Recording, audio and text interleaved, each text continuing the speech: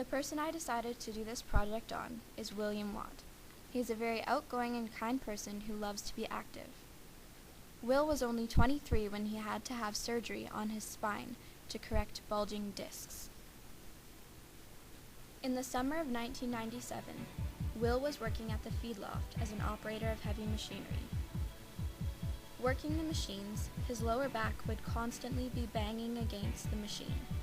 That summer, Will noticed a lot of pain in his back and both legs. Despite this, he continued working until the year was over, and then went on compensation.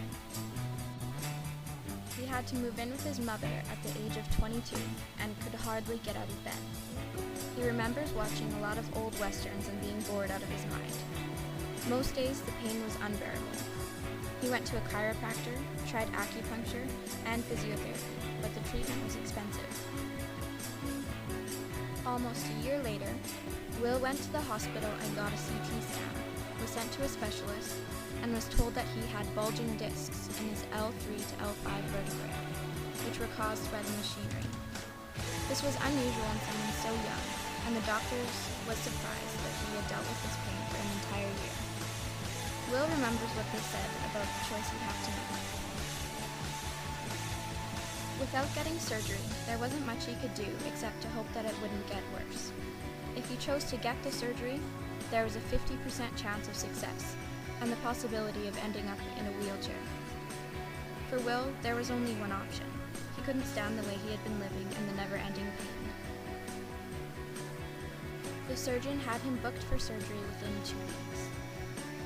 Will was hospitalized for 5 days afterwards in traction to correct his hips. He was walking within 24 hours of the surgery. He remembers being anxious to leave as quickly as possible because he was at a hospital in Winnipeg all alone. The worst treatment he remembers from that time was when the doctor gave him cortisone in 4 different places in his spine, and he almost passed out from the pain. Will's mother was his biggest support during that time, taking care of him and letting him move back in until he was fully recovered. He relied on his family more than ever before. After the surgery, Will had to do a lot of physiotherapy. They told him that the best thing to do to strengthen his back was bike riding, so the next day he went out and bought a bike. Every day he would ride for 8 miles. Recovery also meant a lot of anti-inflammatories and painkillers. This greatly affected Will's future, as his injury would limit the chances of him getting into a job in the construction business that he had been working towards. Because of this, he decided to go back to school. This experience also changed his attitude and made him more appreciative of things as simple as being able to walk.